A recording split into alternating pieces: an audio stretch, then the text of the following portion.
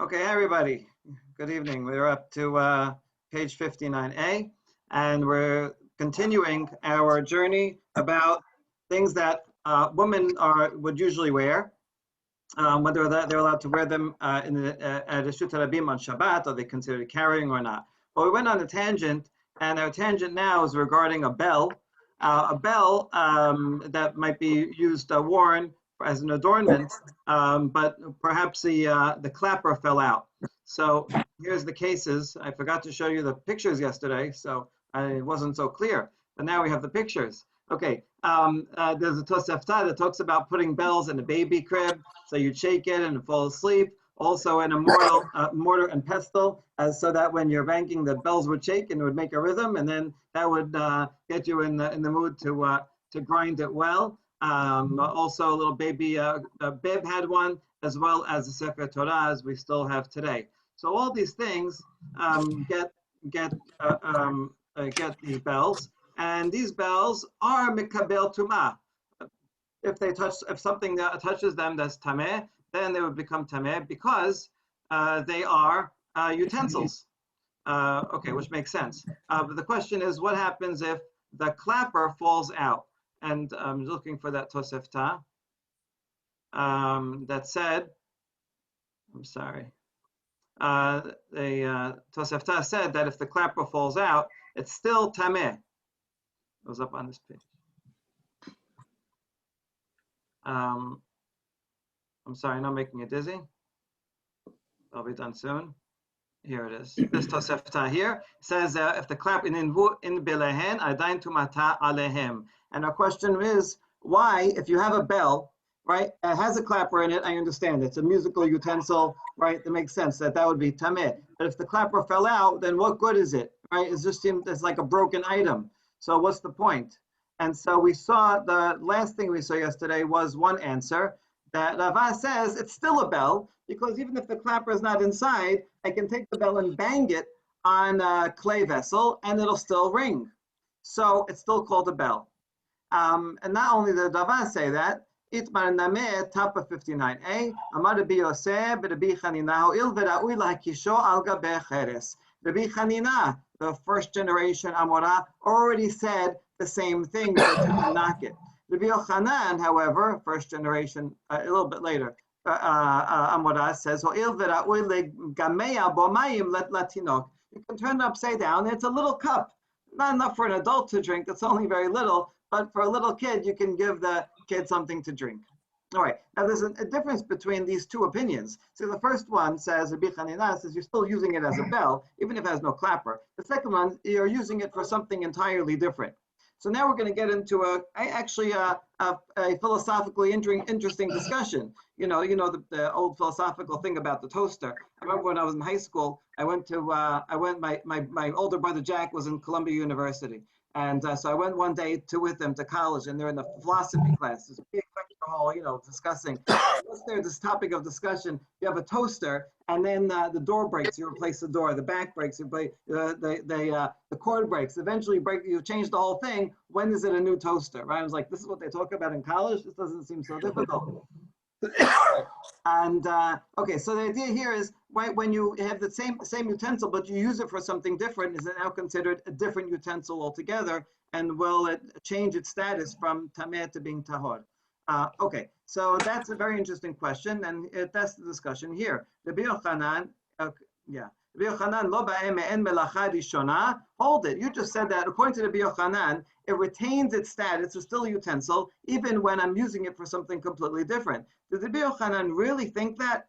We have a baraita that has this case. Kol kili asher yashem alav, yachol kafa se'ah v'yashav aleha kafa tirka v'yashav aleha yetameh. Tomodamar asher yashem alav hazav. Mishem miyuchad liyeshiva. Yasazeh shomrim lo amod v'naaseh melachtenu. All right, I have a picture here that you don't really need, but why not? If we have a picture, we may as well look at it. So you have a se'ah, which is a 2-gallon a jug, let's say we'll call it a milk crate, right? That usually you use to measure and carry around a certain volume of milk cartons, let's say, right? And now I'm tired, I see an empty one, I turn it over and sit down on it. That's not the usual way of using it. However, sitting down for a zav, let's can say this guy is a zav. He sees an abnormal emission, and a zav has a special status that if a zav sits down on something and he's tameh, that thing becomes an avatuma. It's not usual for other kinds, but only for a zav. So now the question is, since he's sitting on something that's not a chair, if it were a chair and he sat on it, then certainly the chair would become avatuma. But if it's a milk crate and he's sitting on it, then can we tell him, get up, we got to use it, we got to carry stuff with it, and so he's not sitting on a chair, therefore it doesn't count. And so that's what we learn here in this baraita. Anything that he sits on, the pasuk says, can it be that you use this se'ah that you turned over, and that would still be tameh like a chair? No, that's why it says asher yeshev alav, something that is normally used for sitting on, but we exclude something that we would tell him, hey, get up now because we need that item. It's not made as a chair. So everybody agrees with this law regarding a zav and something he's sitting on. The question is, does this apply to other items as well, other kinds, regular tumah met? So if I had the same case of an item, so Rabbi Elazar omer b'midrasot omrim amod v'naaseh melachtenu, ve'en omrim b'tmei met amod v'naaseh melachtenu. Rabbi Elazar says we only apply this about the zav sitting on something, not to other kinds of tumah. So if I had a milk crate and I'm sitting on it, and then it touches a dead body, right? No, now he says I can't say, oh, get up now. You want to use it as a milk crate again, not as a chair. And it doesn't change changing the use of it doesn't change its status, right? But tumas met, no matter how you're using it, it still remains a useful utensil. That's Rabbi Elazar's opinion. But here's the key. Rabbi Yochanan says, "Af omer b'tmei met amod v'naaseh melachtenu." Even for regular tumat met, you can still say the same thing. In other words, according to Rabbi Yochanan, he's the opinion here, if I change the use of an item, then it becomes a new utensil.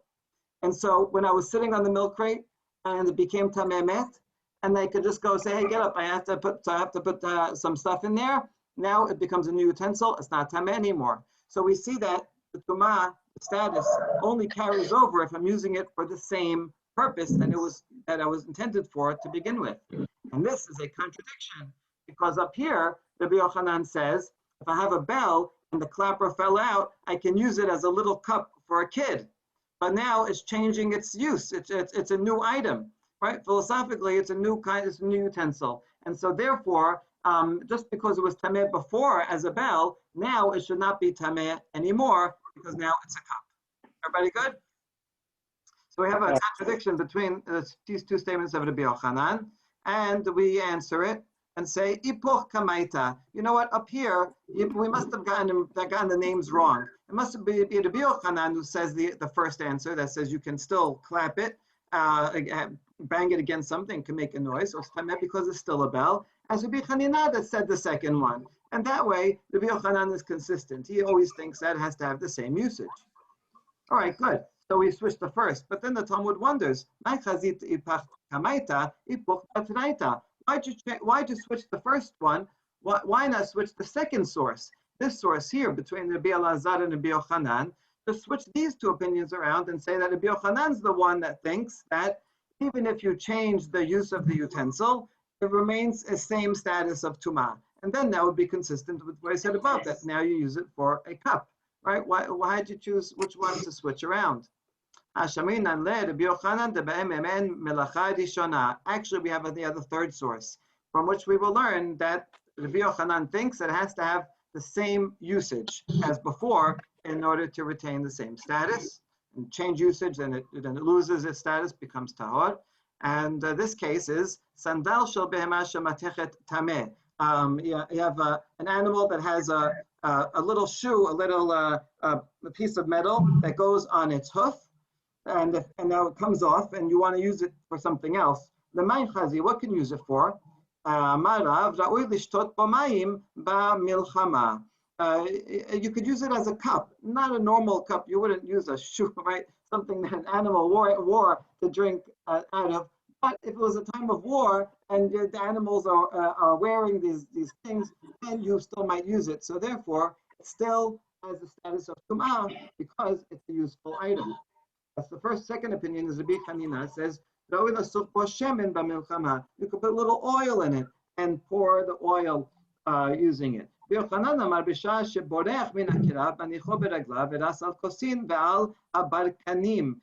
no, you can use it as a human shoe.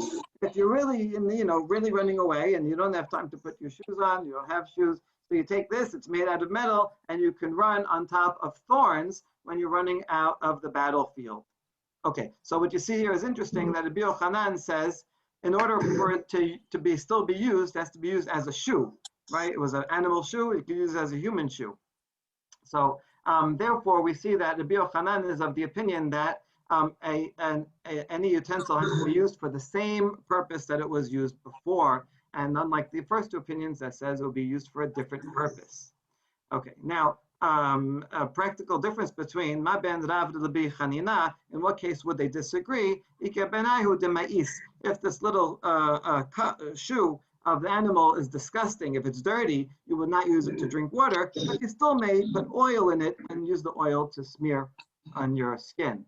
Ben Rabbi Yochanan, Rabbi Hanina. Between the second two opinions, what would be the practical difference? If it's something that's very heavy, then you can still use it for spreading oil, but you would not use it to put on your feet because you're just going to slow you down. You can't run with such a heavy thing. Okay, and that closes our discussion of the bells. So if I lost you there, you can come back now. A woman that may not go out with this is a very, very fancy tiara that had Jerusalem, that had a city of gold on top of it. This is a picture, this is an actual coin of a woman wearing that on top of her head. Okay, this would be all made out of gold and extremely heavy and very fancy. And so here's another rendering, right, where you can see it would be the walls of the city, and that would be a very beautiful thing that only very rich people would be able to wear. So that's the Mishnah says. A woman is not allowed to wear this outside on Shabbat, but it's midirabanan, right? Because she might take it off. Right, we'll see more. What is a city of gold? For example, Jerusalem of gold. Of course, I mean, there's other cities that also would have been, but for us, our capital, we would make it a Jerusalem of gold. This is the source of the song. As Rabbi Akiva made for his wife, that's a famous story when they were very poor and they eloped, right? And the Rabbi Akiva, they're in the barn. Rabbi Akiva says, if only I could afford it, I would give you a Jerusalem of gold. And she was devoted and sent him away to go and study Torah. And eventually he was very successful and he was able to buy her such an item. Okay, the original story there says there was another sage and his wife was jealous and says, look, Rabbi Akiva got his wife a Jerusalem of gold. You didn't get me such a thing. And he says, would you have made that deal with me that Rabbi Akiva's wife made, that I should leave you for 24 years and go study Torah? And she's like, no, I wouldn't have done that. She says, okay, so she's deserving. All right. Tanura banan. We're going to have three opinions. We had the Mishnah. Mishnah only had one opinion that says Asur Midrabanan. But this Tosefta has three opinions regarding it. This is typical that Tosefta gives all the opinions that the Mishnah only summarizes in one line. So the first opinion, this is Rabbi Meir, says she is not allowed to go out, and if she does, she has to bring a korban chatat if she does it by mistake. She does it on purpose, chayav sikila. In other words, this is Asur Medeoraita. Hachamim omrim lo tesev imesta pitura. Majority opinion says she can't go out, but she doesn't have to bring a korban. In other words, it's asur midirabanan. Third opinion says she's allowed to go out and wear this Jerusalem of gold, and it's not a problem. Okay. Now let's figure out each one. By the way, you see the Mishnah follows the opinion of Chachamim. So, which makes sense. We follow the majority opinion. And so, Rabbi Yehuda Nasi, when he edited the Mishnah, he says, we don't need all these opinions. We're just going to give you one. So we only have one in the Mishnah. What's at the basis of their argument? Rabbi Meir Sava, the first opinion, Masoihu. And he says it's a burden. It's not an ornament. This is so heavy. It's like you ever see some hats people wear? They're like so big. It's bigger than something that would be an ornament. It's so just pure gold on the head. So this is a burden that's carrying. It is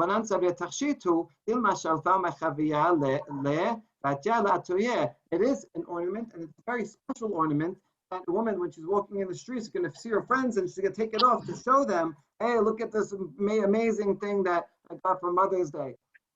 Rabbi Eliezer Omer, man darka mepak bir shezahav isha chashuba. Isha chashuba la meshalefa mechavia. What kind of person can afford such a thing? Only someone who's really very, very important. And she's not going to take it off to show her friends, right? She's too high and mighty for that.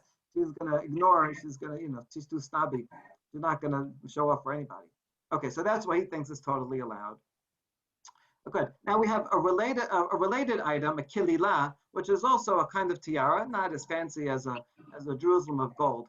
And here we have two opinions: Rav Asad, Ushmuel Shareh. Rav says no good. Shmuel says it's okay. And this is going to be the base of a discussion to the next page. The anischa. Now we're going to qualify their argument. And what kind of tiara were they talking about? If it's made out of metal, well, that's like that's really jewelry. It's no good because it's very fancy, and everyone agrees she might take it off to show her friends. If it's woven and just has some jewels and gold in it, then it's not so fancy. It's just that's regular jewelry, and so that's where their machloket is. And Rav says it's the woven one. It's no good. Shmuel says the woven one is okay. The Rav who says it's no good says the metal is the primary thing, even though it's made. The basis is woven, but the jewels are still important. The metal is still important. And the other one says, Shmuel says that the woven fabric is the main thing, and therefore it's not so fancy. So you won't take it off, and it's okay. Good. Now, deciding between these two, right? Where they how do we interpret this? There's two ways to interpret that. Is a machloket about woven or not? Well, we just saw one. Rav Hashem matni lekula. He has a different interpretation of Rav and Shmuel. He says da'arokta lekula alma lo pligi dishre. Actually, the woven one, everyone agrees is fine, right? That's pligi da'nischa. The machlok is actually in the metal one. Masaradir mashalta mechazia va'atalot. Yeah, it's very fancy, so she might come to show it off. Umar savar man darka lemepag bichlai shachashuba. And Shmuel said that only even this one is only a very rich person would show off, an important person, and she's not going to take it off to show her friends. Okay, so that's two interpretations of Rav and Shmuel. One is tended towards Chumrah, and one tended towards Kula. According to the Kula one, Rav does permit in one case of it being made out of fabric. Okay, now we have a proof for which way is the right one. Amar Rav Shmuel bar Chana Rav Yosef beferush amart lan mishmei Rav kilila shereh. So the student of Rav Yosef is a third generation Amora in Bavel, and in his old age he forgot. He became forgetful, and so his students would sometimes remind him of what he said when he was younger. So his student says, Rav Yosef, you told us explicitly. Like this, that in the name of Rav, that a kilila, this kind of tiara, is permitted. So there must be some case where Rav says it's permitted, and therefore it's this interpretation that's correct. In a case where it's woven, that's where it's permitted. Okay, good. So we have proof for that. Amru le Rav, now a related thing, a story. Atak avrada ba aricha lenahar da'a umitla vedarash kilila sheri. That one time they came to Rav. Rav is a first generation Amorah in Bavel, in the city of Surah. Remember that? And they told him one time, a report came to him and said, there was this tall guy who came to Nahar De'ah one time, a different city in Bavel, and he was limping. And they didn't know his name. But they said he got up and he gave the guest lecture that day, and he said that this kind of tiara is permitted.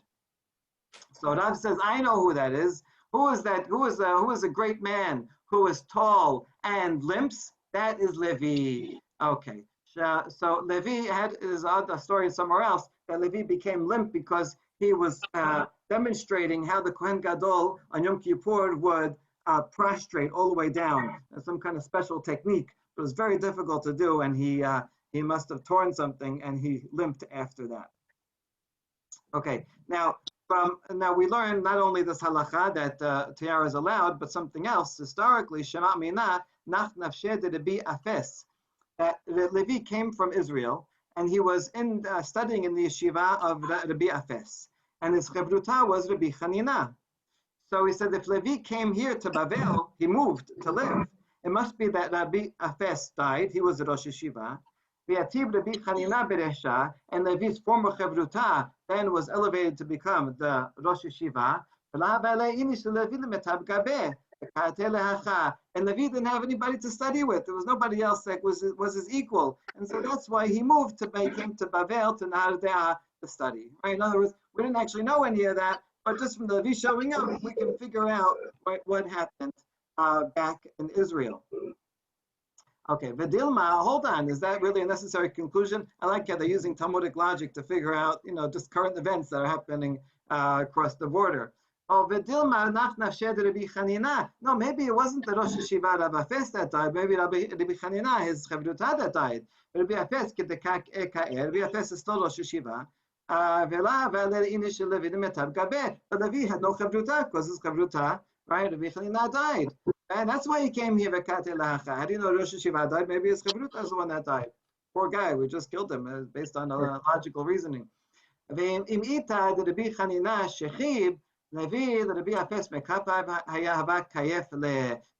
even if his Chavruta died, he still would have remained in the yeshiva because Rabbi Afes was older and greater. He would have been a student at Rabbi Afes's feet, and he wouldn't have come here.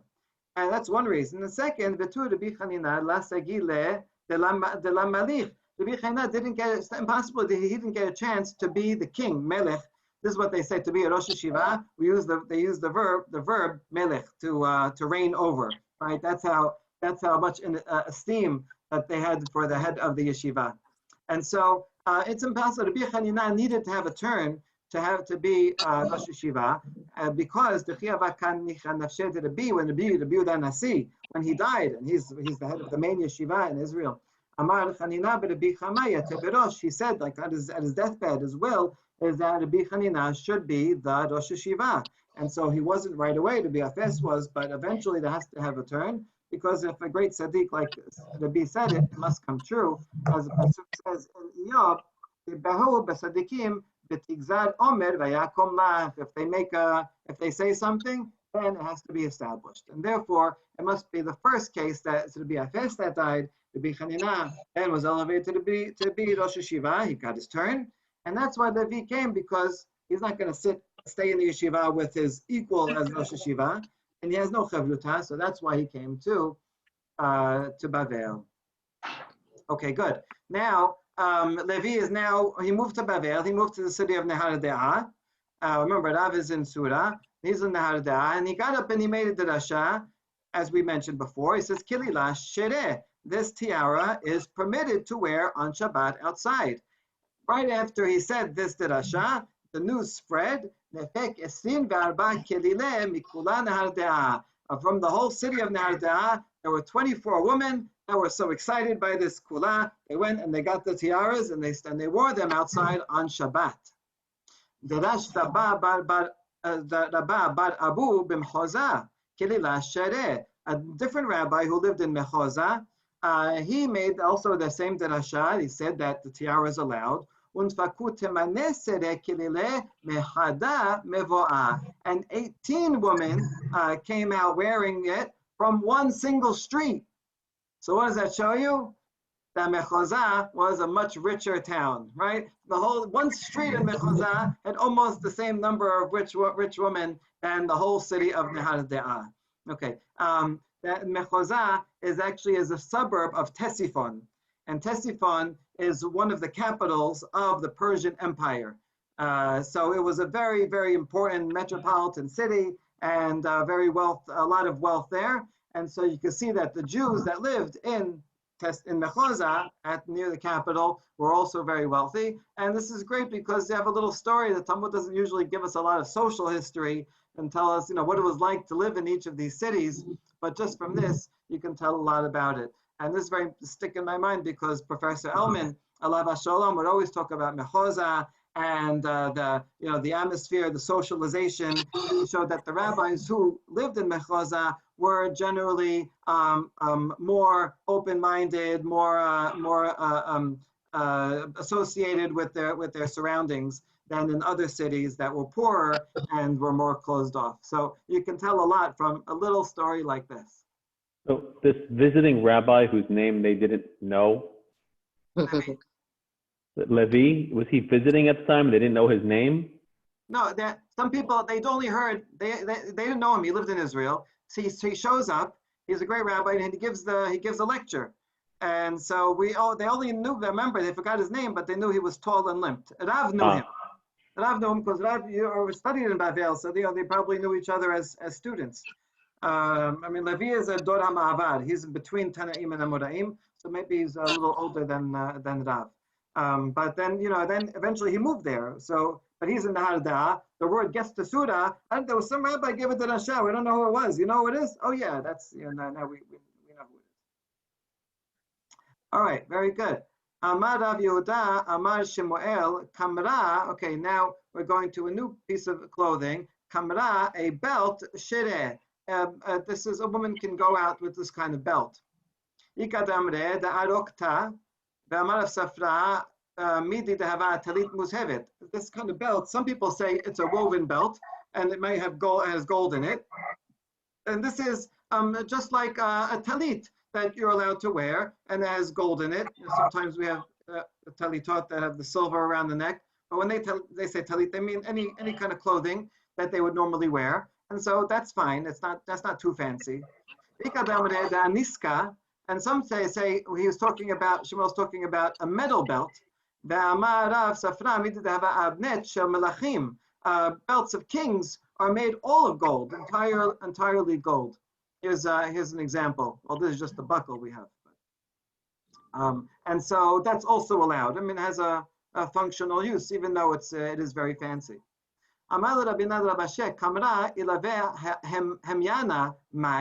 Can you wear both together, a belt with a sash?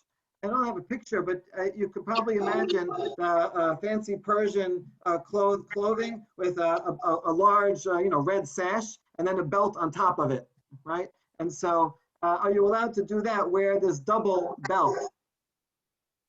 This is what we're talking about. 2 belts? Like you couldn't picture it. It's too many. You don't need 2 belts. So one is just a burden. One belt is enough. You can't wear more.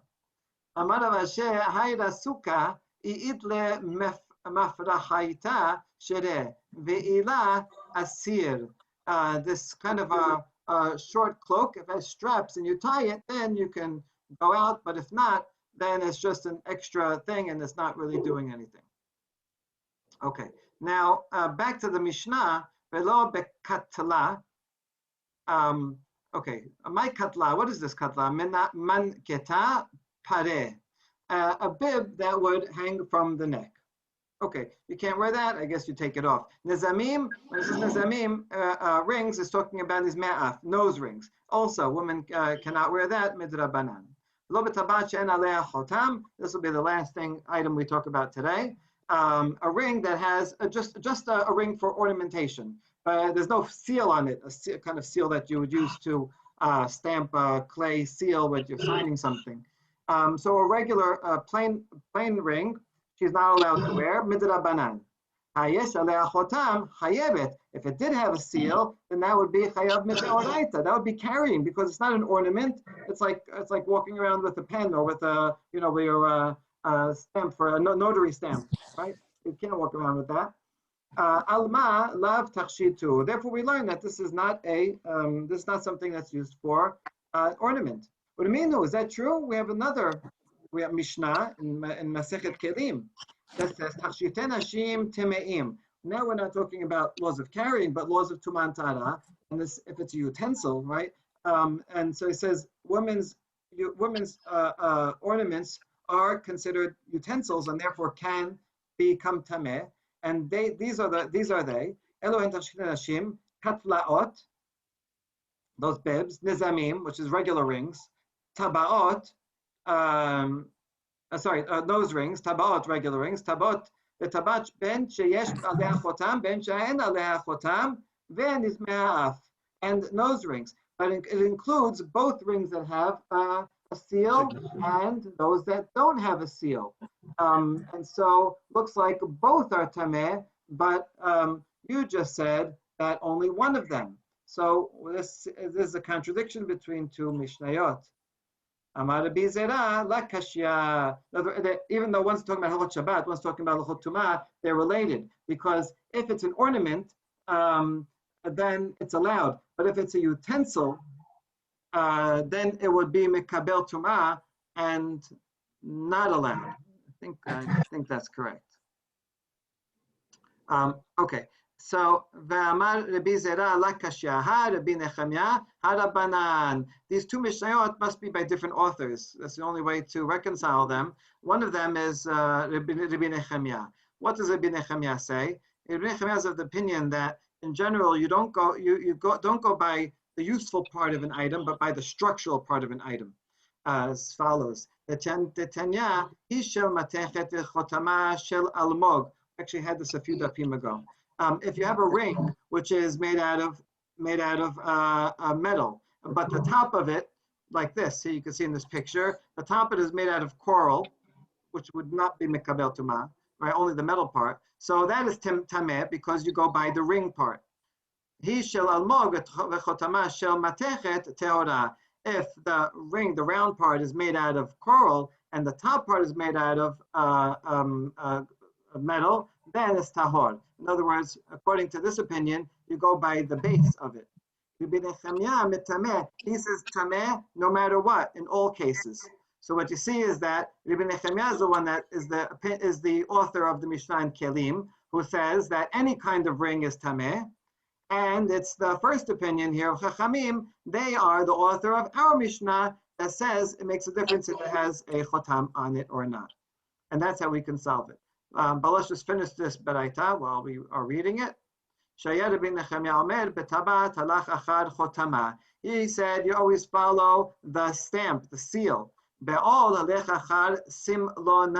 you're talking about a yoke of an animal, you go by the rods that you put in the yoke to hold it together, as in the picture here. Right, so these would be the rods here that hold the pieces together. That's the structural part. That's the main thing.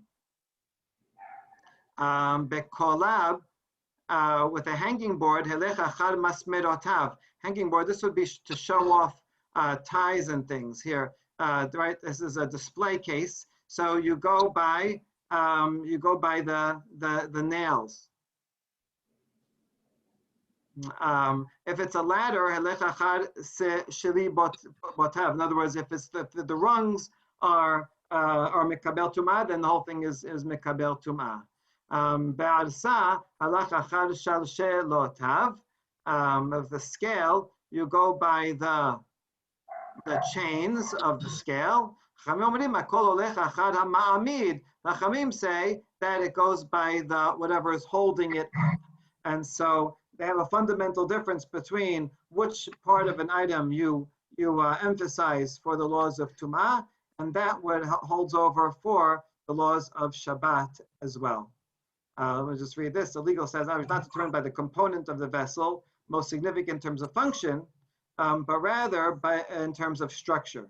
And therefore, according to Rabbi Nechemia, the distinction in the Chot of Shabbat between a ring with a seal and without a seal, because the seal is the primary function. However, the rabbis say that impurity is an essential part of the ring itself, not the seal. And therefore, they permit going out into the public on Shabbat, even if it has a seal on it. And so we'll pick up from this point tomorrow, where we continue that discussion. Baruch Adonai Olam. Amen ve'amen. Baruch. Have a good night. Everybody. Rabbi. Thank you. Thanks so much.